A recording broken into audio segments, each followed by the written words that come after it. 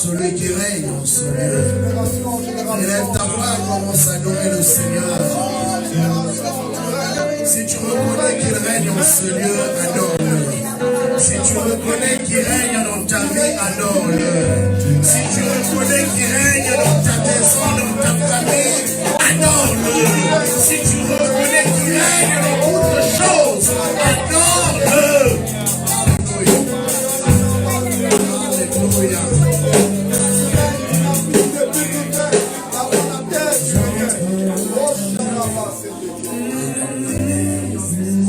Seigneur, nous t'adorons ce matin.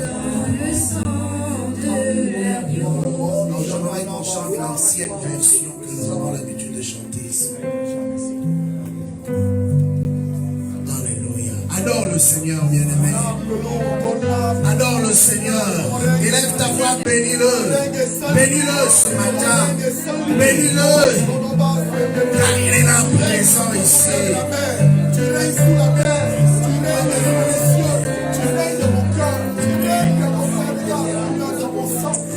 J'entre dans les lieux très saints. J'entre à travers mon agneau. J'entre pour t'honorer, toi seul. J'entre pour adorer Jésus. J'entre dans les lieux très saints. J'entre à travers les saints.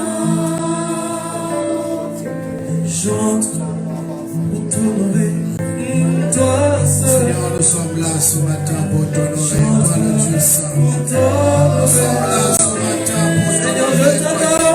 Seigneur, je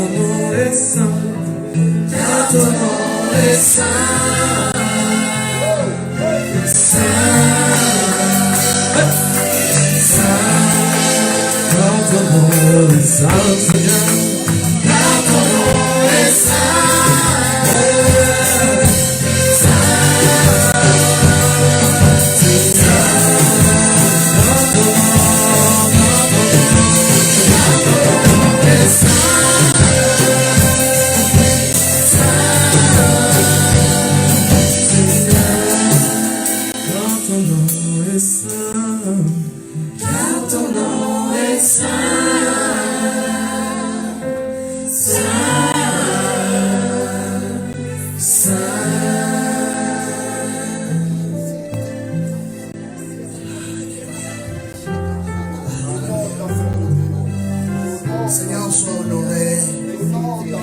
Seigneur, sois béni.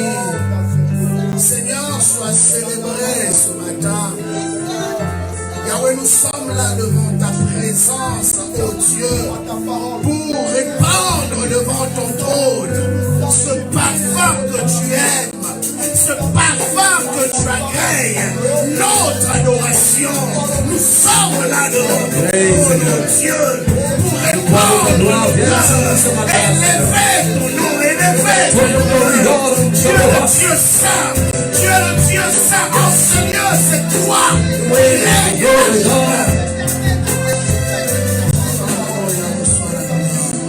gloire. Alléluia. Merci d'être là présent au milieu de nous. Merci Seigneur de remplir ce lieu de ta sainteté. Merci de nous visiter encore ce matin.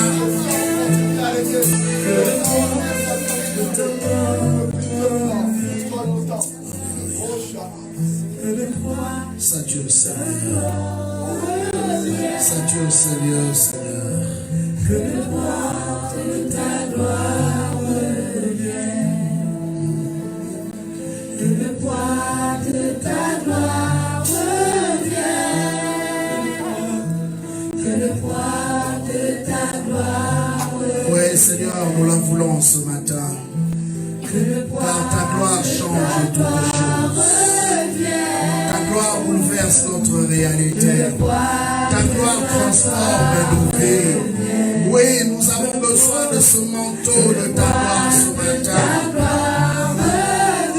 Révèle-nous encore de ce poids de ta gloire. Ta cabane, oh Dieu. Nous la voulons, Seigneur. Le poids de ta gloire revient.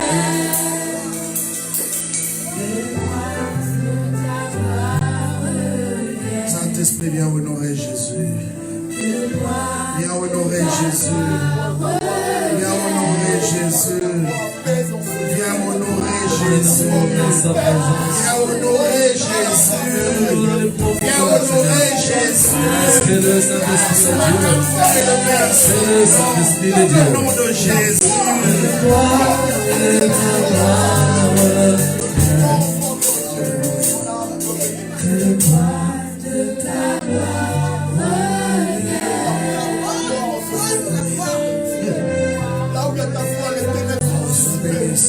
Là où il y a ta gloire, la maladie part. Il n'y a pas de question. Oh Seigneur, Esprit de Seigneur, oh Seigneur, ici. Dans le nom puissant de Jésus.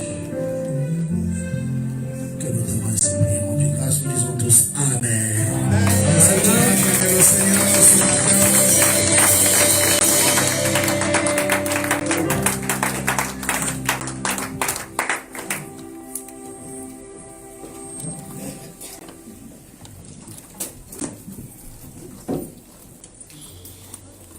Alléluia. On va juste prendre nos Bibles, nous sommes dans le livre des Actes, Actes chapitre 8. Actes chapitre 8. Nous allons raconter du verset 1.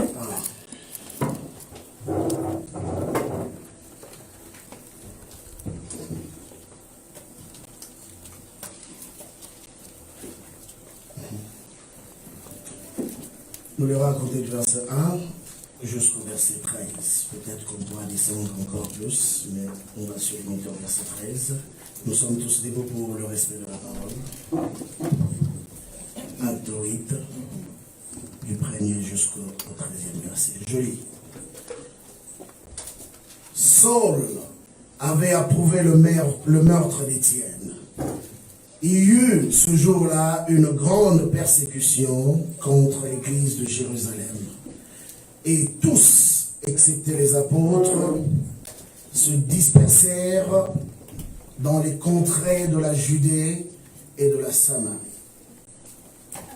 Des hommes pieux ensevelirent Étienne et le pleureur à grand bruit.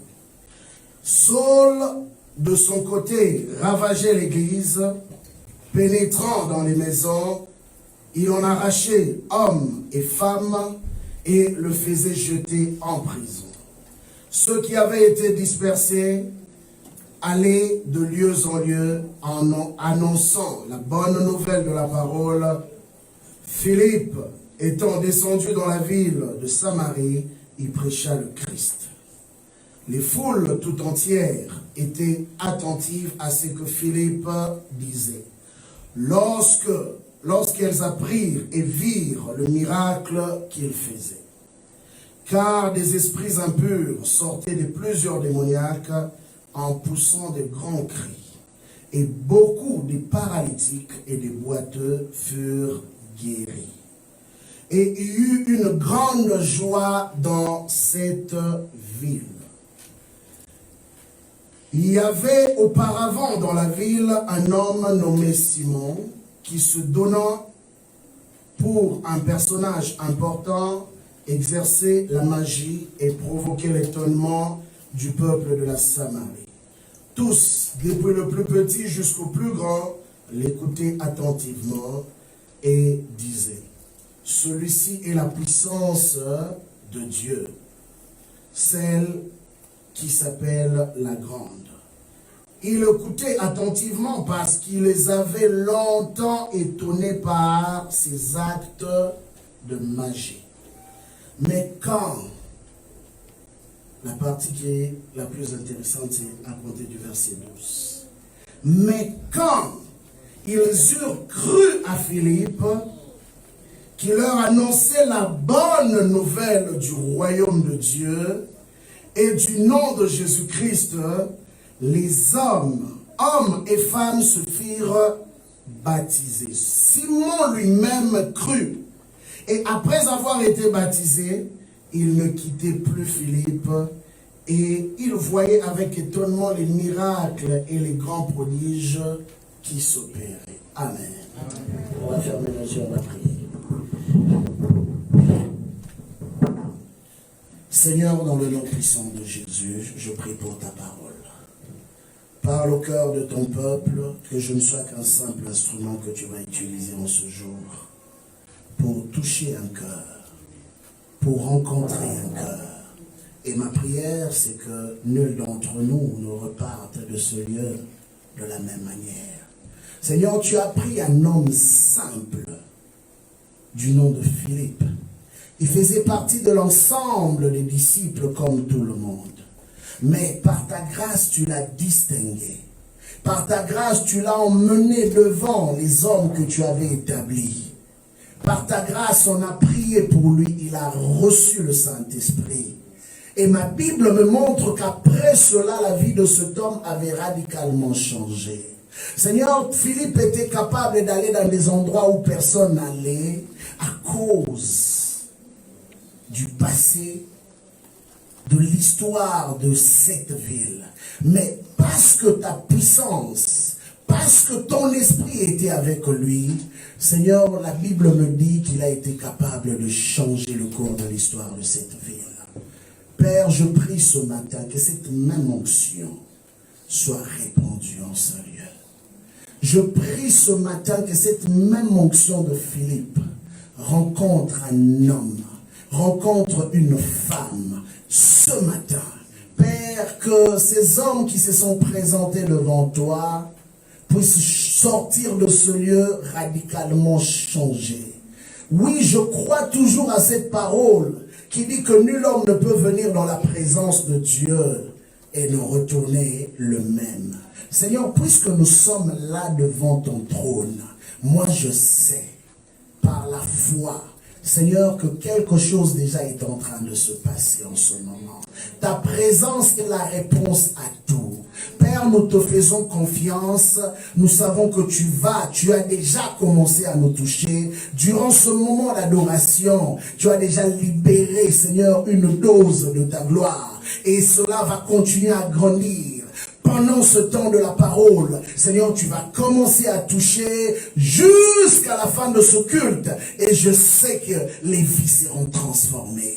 Je te glorifie ce matin au nom puissant de Jésus que nous t'avons ainsi prié. Nous disons tous Amen. Est-ce qu'on peut acclamer le Seigneur? Gloire à Jésus. Nous venons de lire une histoire merveilleuse dans les Écritures, quelque temps après que l'Église a commencé à exercer. La fois passée, nous avons parlé du jour de la Pentecôte dans Actes chapitre 2, le jour de la naissance même de l'Église. Qu'est-ce qui s'est passé ce jour-là et comment ces hommes qui étaient enfermés à un endroit pendant 10 jours, en train de prier, en train de se rappeler des promesses de Dieu, ont été visités par la puissance de Dieu.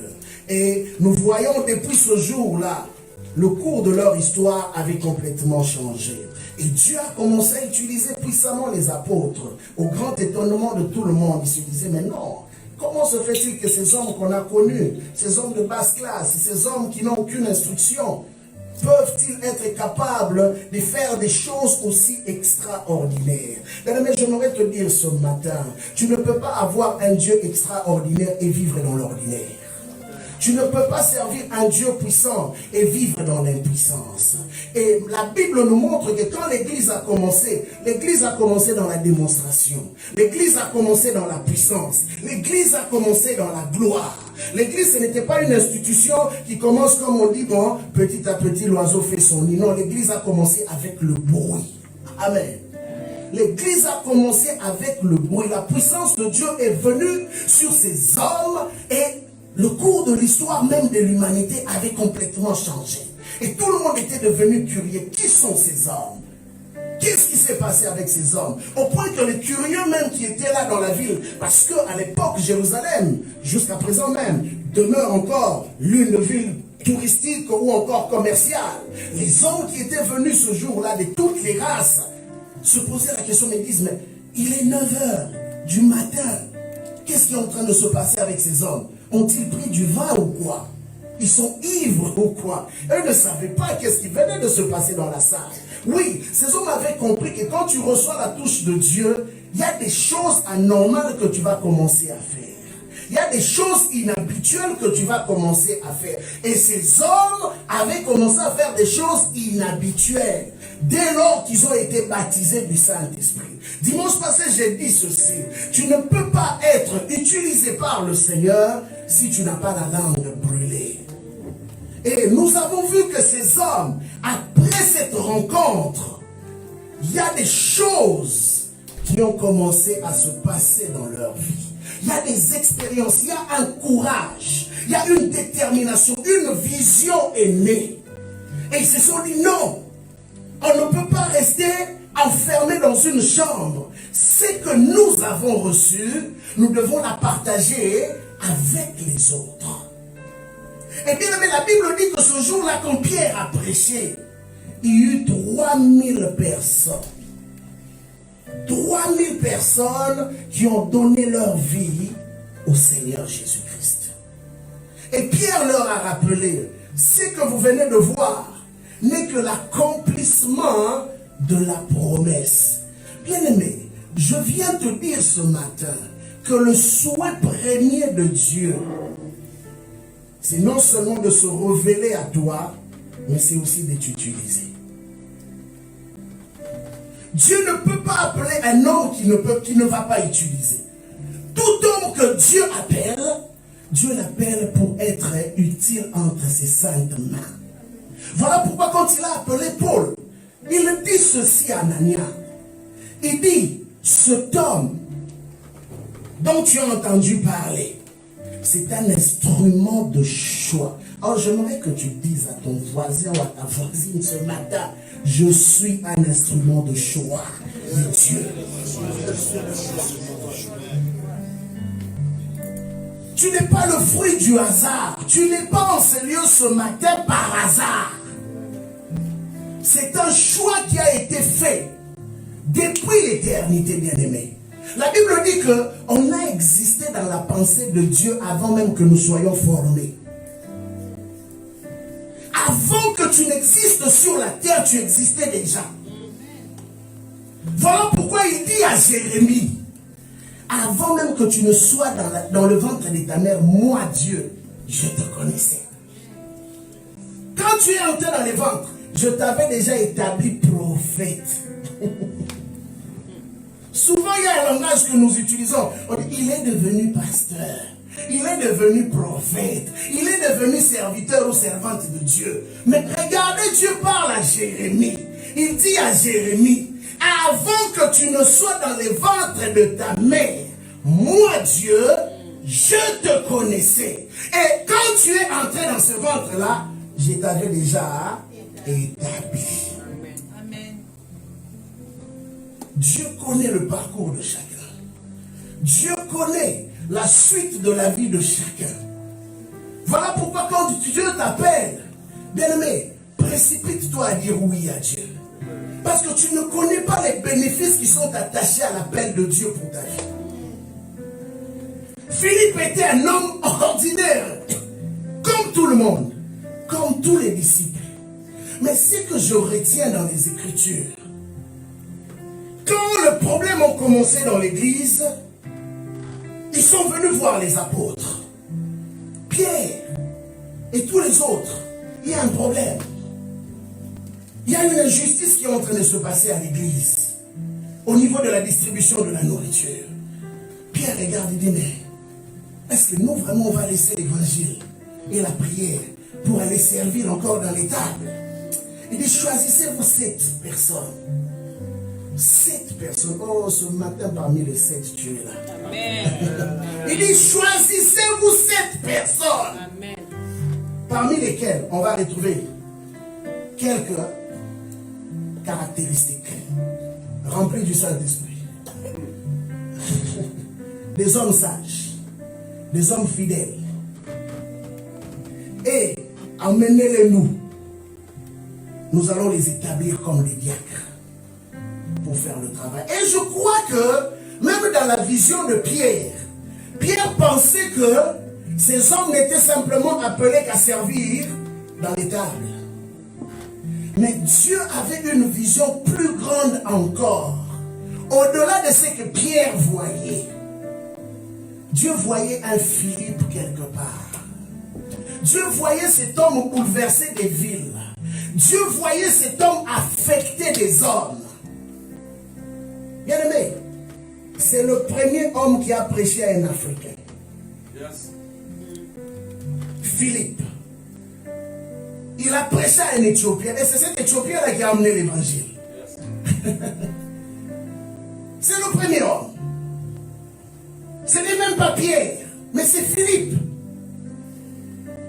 Et la Bible dit que ils ont commencé à servir. Ils ont tellement été fidèles dans leur service.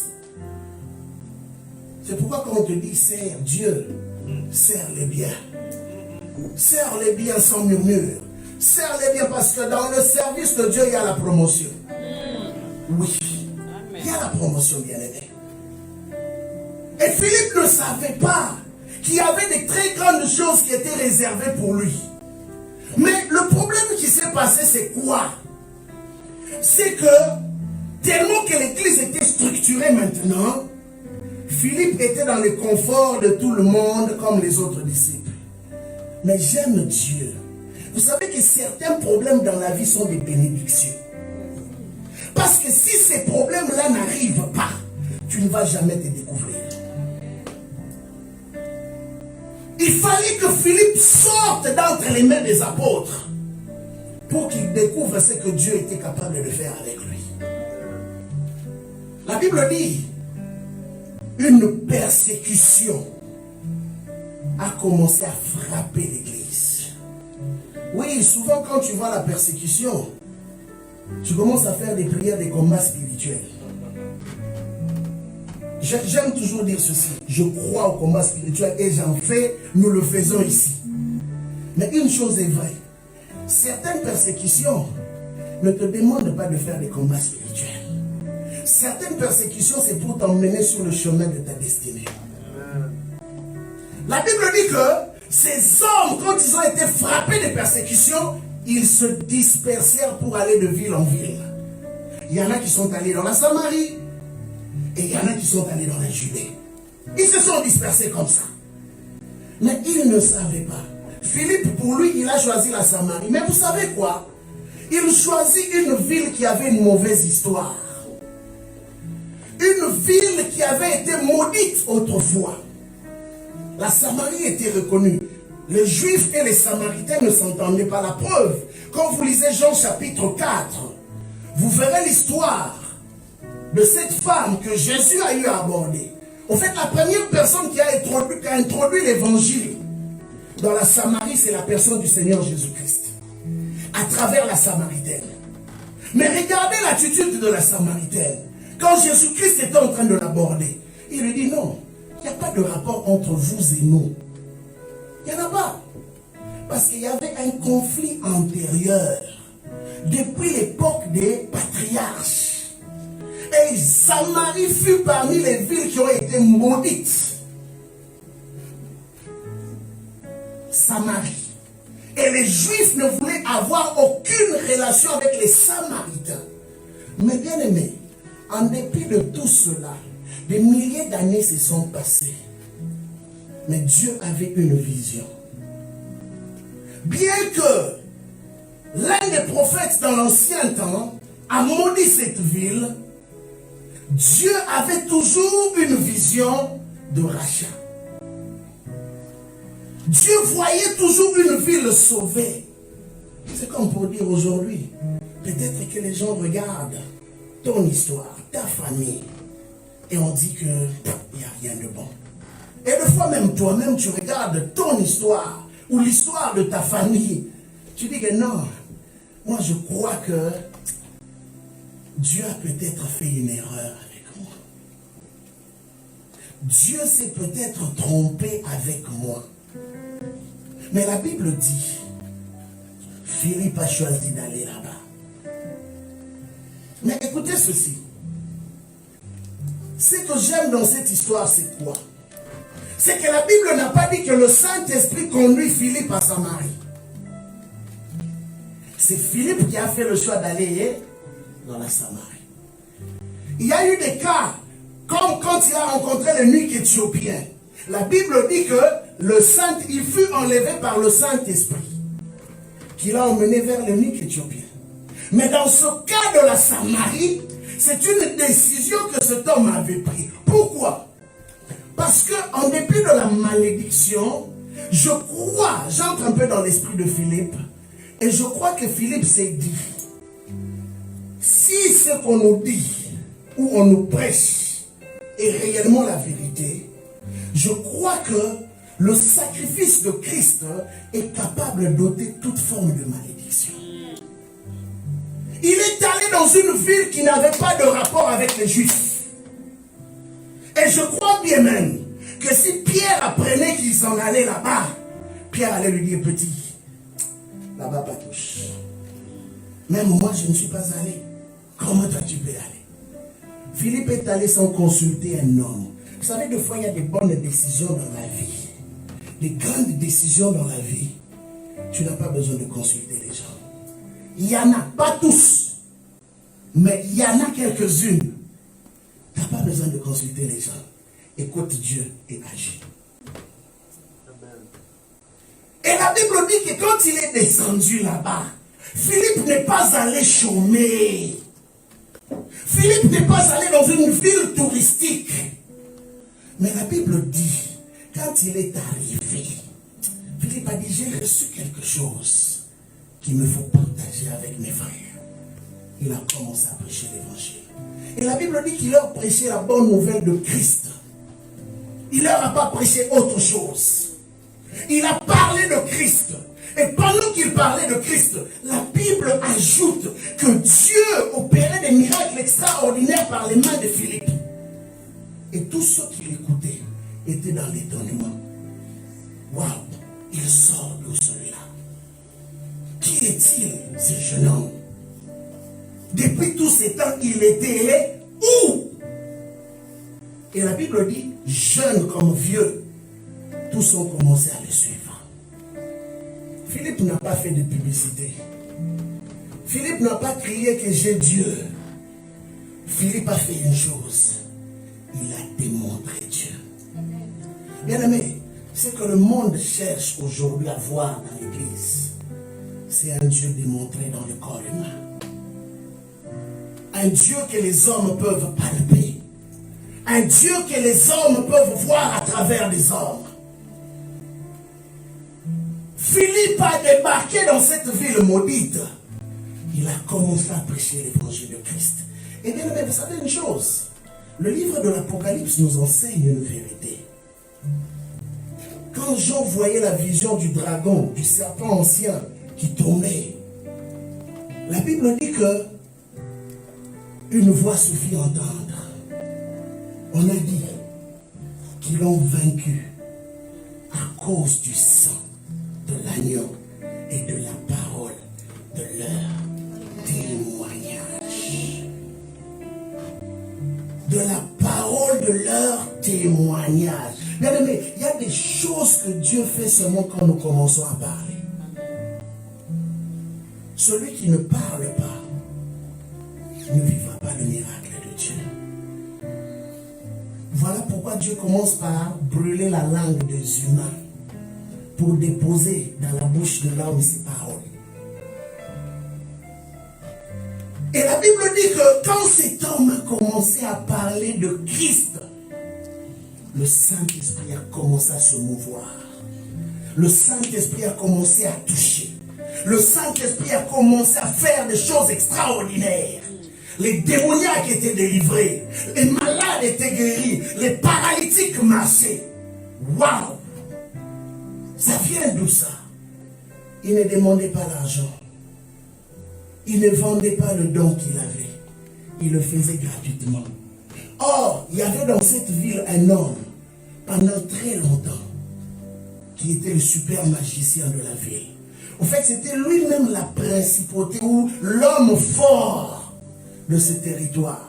Il contrôlait spirituellement ce territoire. En fait, quand Philippe est entré dans cette ville, en opérant des miracles, Philippe était en train de briser la forteresse diabolique qui avait été établie par Simon le magicien. En fait, Simon le magicien n'a été que la suite de la malédiction qui avait déjà été prononcée sur la ville de Samarie. Voilà pourquoi ils étaient tous portés vers l'occultisme. Oui, bien aimé, de fois vous remarquez qu'il y a des villes, il y a des familles, il y a des nations qui sont portées vers l'occultisme sans comprendre d'où viennent ces choses. Quand vous retournez dans l'histoire, vous comprendrez que la résultante de ces choses, c'est parce que quelque part dans leur histoire, il y avait un acte qui avait été posé dans le passé, qui a contraint l'ensemble de la population à vivre de cette manière-là. J'ai vu des gens dire croire au Seigneur,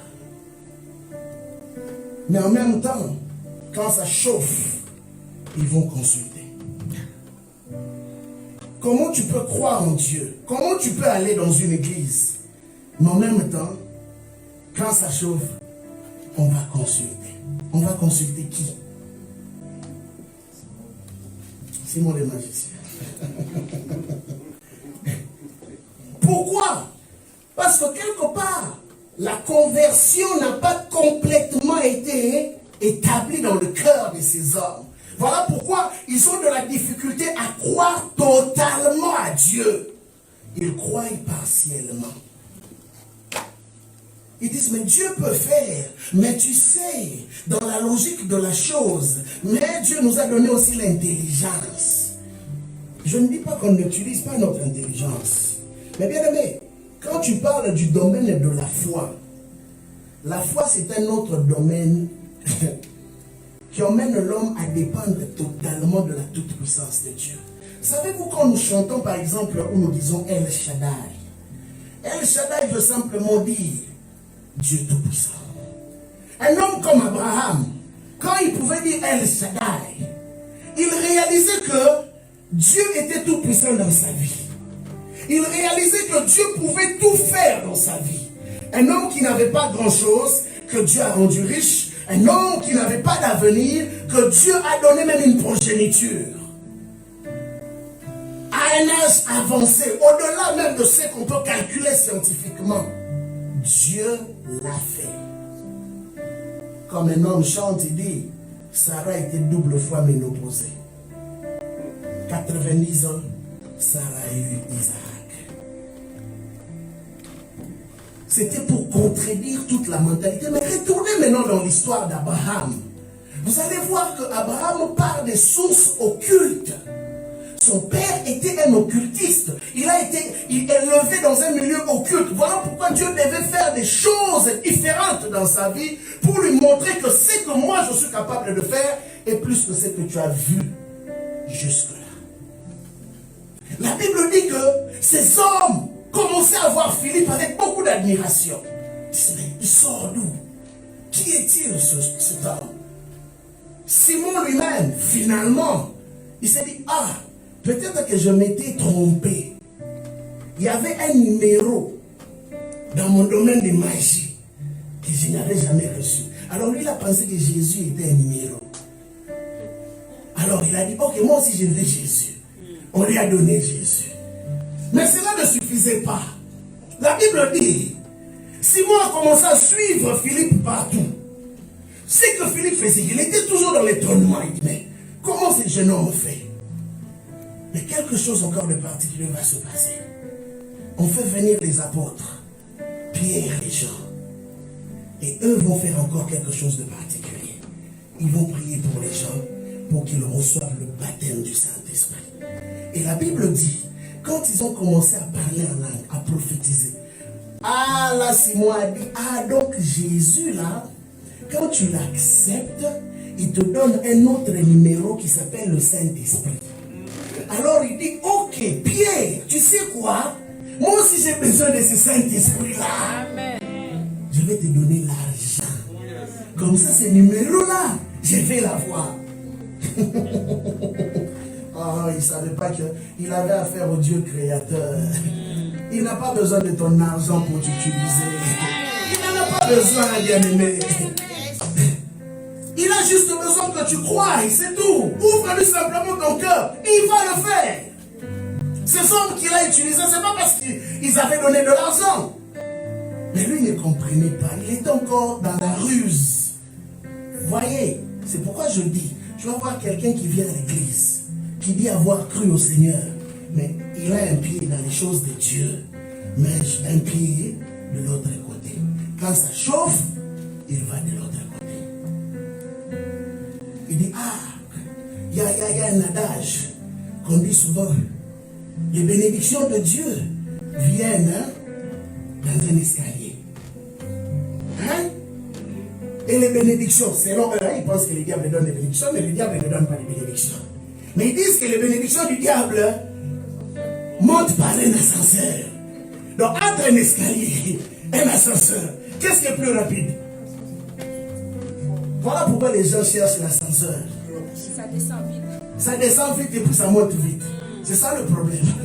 De la même façon que tu montes vite, quand tu vas descendre aussi, c'est compliqué. Les gens veulent ce qui monte vite. Mais ils oublient une chose. Ce qui monte vite n'est toujours pas la garantie. La Bible dit que Philippe était là depuis longtemps, il les étonnait. Mais c'était passager. C'était temporaire. Or, ce qui venait après était plus grand. Voilà pourquoi le jour de la fête de Cana, la Bible dit, quand l'organisateur de la fête a donné toute la boisson aux gens et qu'il n'y avait plus de boisson, Marie va vers Jésus. Il dit, il n'y a plus de boisson. Fais quelque chose. Jésus regarde Marie. Femme, qu'y a-t-il entre toi et moi? Mon heure n'est pas encore arrivée. Mais j'aime la foi de Marie. La foi de Marie, c'est quoi? C'est quand tu demandes quelque chose à Dieu, prépare aussi le terrain. Il y en a qui viennent demander des choses à Dieu, mais ils ne préparent absolument rien. Mais Marie va. Pendant qu'on lui répond, femme, qu'y a-t-il entre toi et moi? Il dit même pas maman, femme. Qu'y a-t-il entre toi et moi? Mon homme n'est pas encore venu. Elle avait entendu, non? Mais Marie va dire au serviteur, préparez les vases. Oh, oh, oh, oh. Ça, c'était une femme de foi. Elle s'attendait à quelque chose. Pourquoi? Marie s'est dit en elle-même, j'entre encore dans l'esprit de Marie. Elle s'est dit en elle-même, Jésus ne peut pas être dans une fête et qu'il manque quelque chose sans que Jésus fasse quelque chose. Impossible. Jésus ne peut pas être dans une maison qui a besoin de quelque chose sans qu'il puisse pouvoir. Impossible. Jésus ne peut pas être dans une église. Quand on le cherche, il ne se révèle pas. Impossible. Bien aimé, Quand Jésus est là, tout est là. Marie a dit, préparez les vases. Parce que dans mon esprit, dans la foi que j'ai en lui, de par ce que j'ai écouté le jour où l'ange m'est apparu, il va pouvoir faire quelque chose. Juste quelques temps après, le même homme qui a dit que mon heure n'est pas encore arrivée, va dire au serviteur, remplissez d'eau ces vases. Mais il avait dit que mon heure n'est pas encore arrivée. Mais il dit encore, remplissez d'eau. C'est donc lui aussi envoie les mêmes serviteurs que Marie avait déjà préparés. Quand tu pries, prépare aussi le terrain. Amen. Où est-ce que la pluie de Dieu va tomber? Et la Bible dit, ils ont rempli jusqu'à déborder. Jésus leur dit, puisez de l'eau. Jésus n'a jamais dit puiser du vin. Et quand ils ont puisé, c'était de l'eau. Ce n'était pas du vin. Parce que Jésus a dit puiser de l'eau. Ils ont puisé par obéissance. Il dit allez donner à l'ordonnateur de la fête. Mais c'est dans la bouche de l'ordonnateur que ça s'est transformé en vin. Bien aimé, c'est ça le miracle de Dieu. On regardait comme ça, on voyait que c'était de l'eau qu'on avait puisé. Mais quand il a bu, dans sa bouche c'est devenu du vin. Et il a dit bon, d'où sont ces vins? Parce que moi je n'ai jamais commandé ces vins. Et je peux dire aujourd'hui, cela représentait comme le vin le plus cher, le meilleur vin qui puisse exister. Il dit mais, là maintenant il se fâche. Il dit mais vous m'avez demandé d'organiser votre fête. Mais vous avez caché ce vin-là. Et moi maintenant je n'étais même plus capable de faire les choses adéquatement. Mais il ne savait pas qu'il y avait un homme dans la fête qui était capable de tout changer. Et la Bible dit,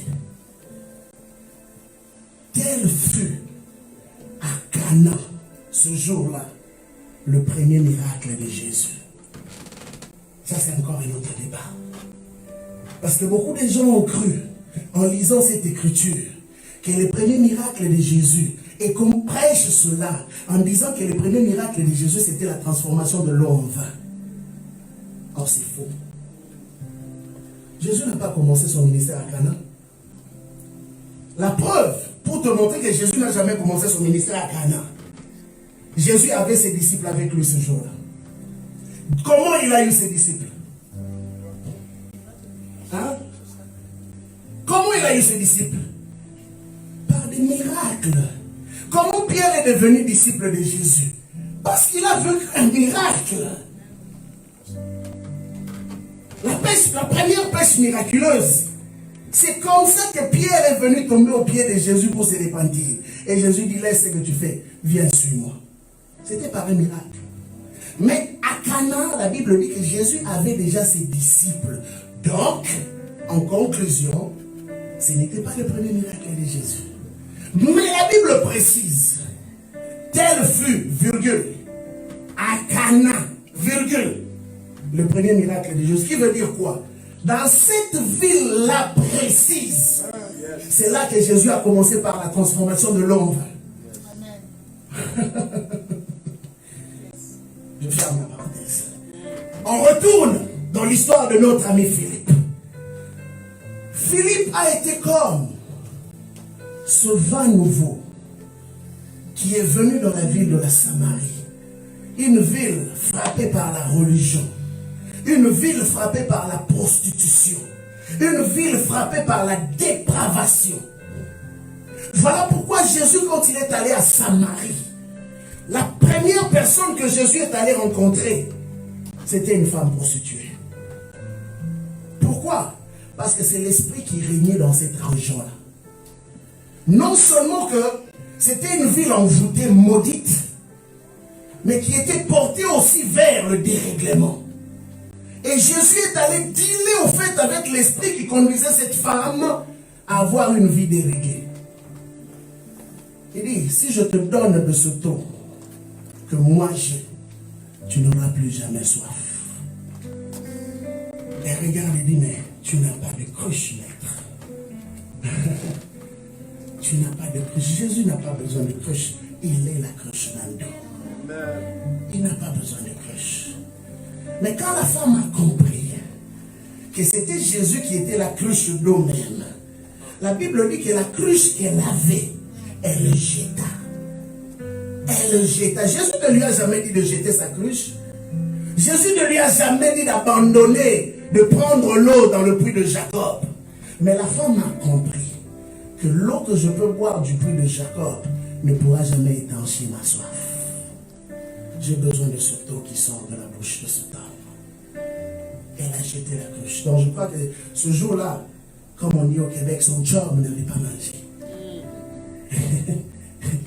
En plus, elle était partie à midi. Ça, c'est grave encore. Elle a attendu que toutes les femmes du village aillent, parce que les femmes du village vont à l'eau de source puiser de l'eau vers 4 heures du matin. Mais elle, comme elle était mal réputée, elle ne voulait pas aller au même moment que les autres femmes. Parce qu'à 12 heures déjà, la nourriture devait être prête. Mais elle est allée à 12 heures pour être seule. Elle avait peur du jugement. Mais ce jour-là, elle ne savait pas que c'était le jour de sa rencontre. Et Jésus a changé sa vie. Samarie, une ville abandonnée, une ville délaissée. D'ailleurs, les Juifs traitaient cela comme étant une ville moins que rien, quoi. L'une des raisons pourquoi la femme ne voulait pas que Jésus s'approche de lui, parce qu'il savait que les Juifs avaient déjà un jugement contre eux. Mais Jésus savait la vision qu'il avait aussi pour la Samarie. Et par Philippe, il est venu concrétiser cela.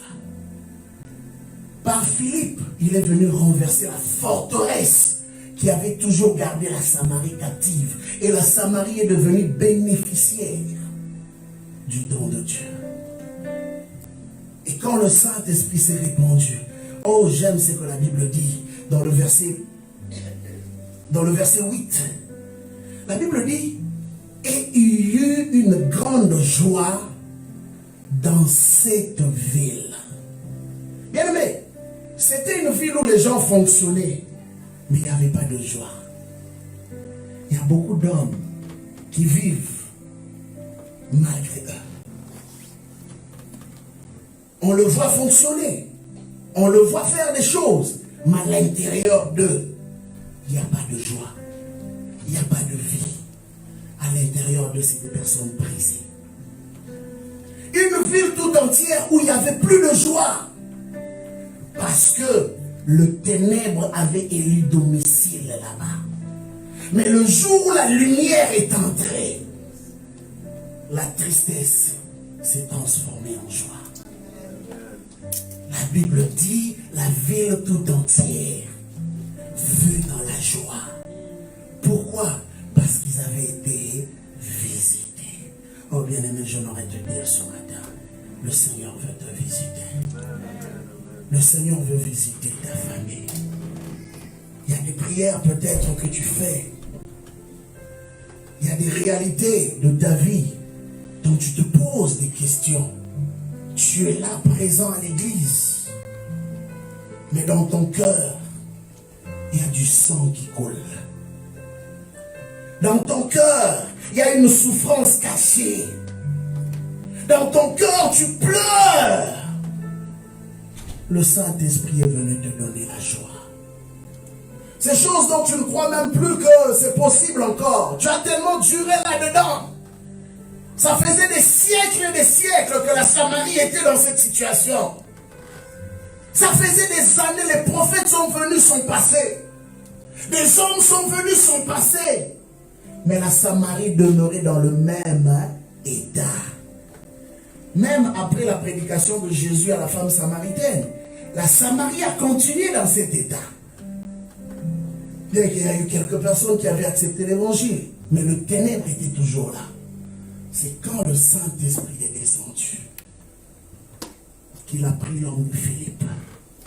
Il l'a emmené là-bas. pour chasser le ténèbre et apporter la lumière. Aujourd'hui, le Seigneur veut chasser le ténèbre de ta vie.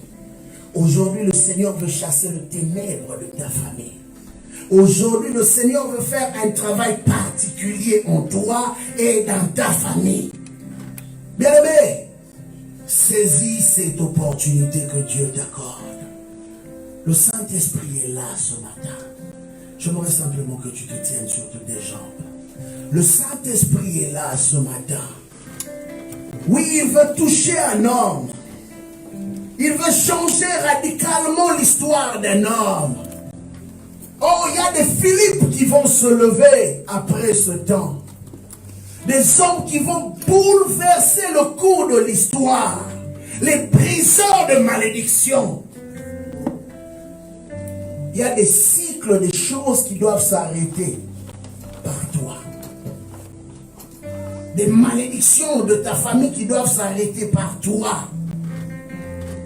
Le Seigneur est là pour le faire avec toi ce matin. J'aimerais simplement que tu commences à élever ta voix. Dis, Seigneur, je suis là, me voici. Oh, comme tu l'as fait pour Philippe. Seigneur, je crois que cette onction est là ce matin aussi dans ma vie. Oui, il y a des choses qui doivent tomber dans ma famille. Il y a des choses qui doivent tomber dans ma maison. Il y a des choses qui doivent tomber dans ma vie. Oui, commence à prier le Seigneur. Commence à prier le Seigneur. Commence à prier le Seigneur. Commence à prier le Seigneur. Commence à prier. Élève ta voix, prie. Élève ta voix, prie. Élève ta voix, prie.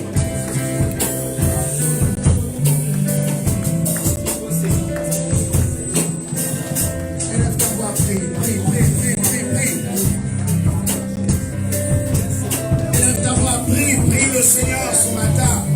Prie le Seigneur en ce jour. Il est là. Il est là ce matin. Le Saint-Esprit est là. Il veut ramener la joie là où il y a la tristesse. Il veut changer toutes les circonstances de ta vie. Oui, il est là ce matin pour toi. Il est descendu pour t'affecter. Il est descendu pour te visiter. Il est descendu pour renverser les forteresses des ténèbres. Il veut changer le cycle de ta vie. Il veut changer le cycle de ta vie. Alléluia, alléluia, alléluia. La mort va partir, la mort va partir. Oui, la mort va partir ce matin. Le ténèbre va être chassé. Oui, en ce moment, la main de Dieu est là.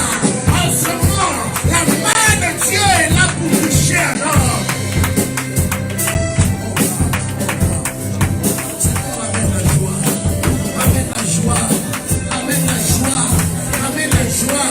Là où il y avait la tristesse. Amène la joie. Là où il y avait la tristesse. Amène la joie. Là où il y avait la tristesse. Amène la joie. Là où il y avait la tristesse.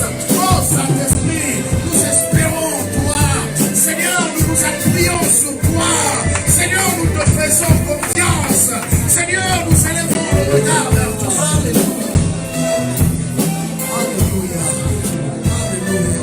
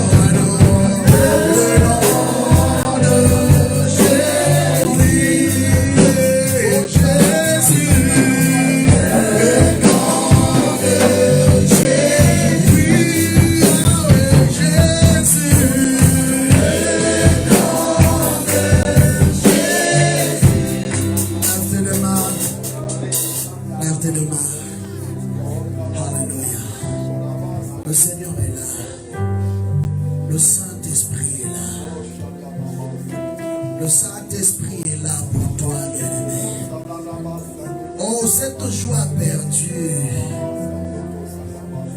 il veut la ramener.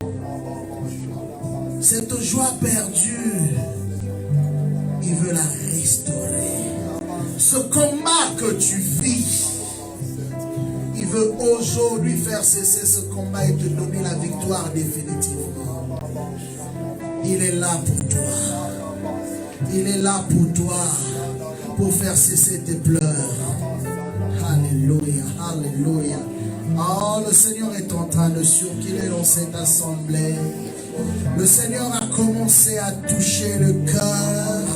Le Seigneur a commencé à visiter. Oui, il le fait maintenant. Bien-aimé, dispose-toi devant sa sainte présence.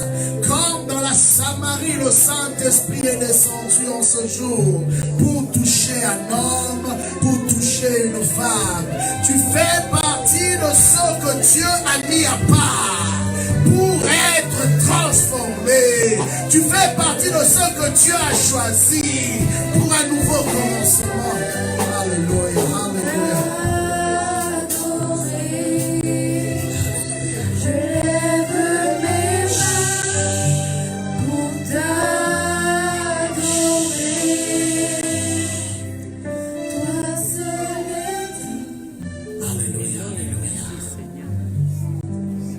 Toujours nos mains levées, nos mains levées, nos mains levées, nos mains levées. Seigneur, dans le nom puissant de Jésus, que cette onction descende encore sur ton peuple. Cette onction qui a emmené Philippe dans la Samarie pour libérer les captifs. Pour libérer les captifs. Je déclare ce matin dans le nom puissant de Jésus que les chaînes se brisent. Que les chaînes se brisent. Que les chaînes se brisent. Je déclare ce matin que toute limitation tombe dans le nom de Jésus. Je déclare ce matin que toute malédiction tombe dans le nom de Jésus. Je déclare ce matin que la puissance de Dieu te revêt comme un manteau, comme un manteau, comme un manteau, comme un manteau, comme un manteau. Merci Saint-Esprit de le faire maintenant. Merci Saint-Esprit de nous visiter ce matin. Merci Saint-Esprit de toucher encore. Souffle dans cette salle. Souffle dans cette salle. Un vent nouveau. Un vent nouveau. Un vent qui ramène la paix. Un vent qui ramène la joie. Un vent qui fait cesser les combats. Comme a dit Moïse, ces Égyptiens que vous voyez, vous ne le verrez plus. Oh, alléluia. Que la gloire de Dieu, maintenant, tombe sur toi.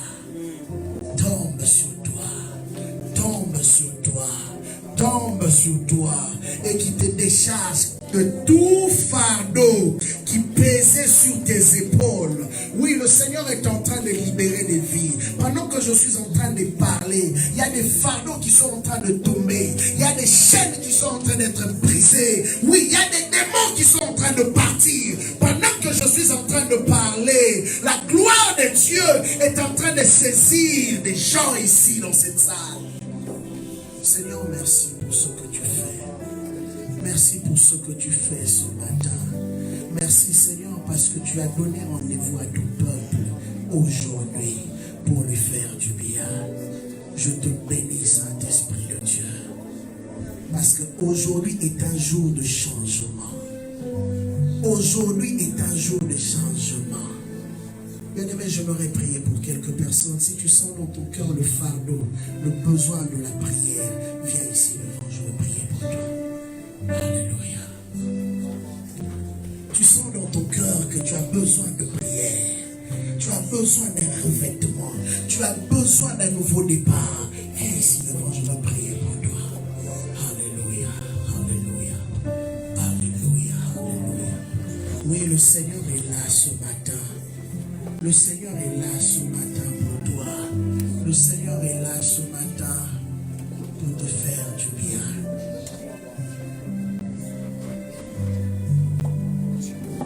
Pendant ce temps, frère, tu peux nous jouer un cantique, la même chanson que tu viens de jouer tantôt.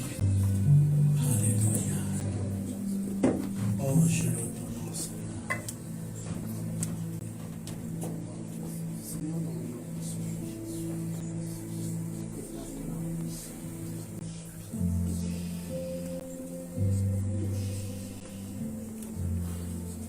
C'est ta main puissante, là où le Fils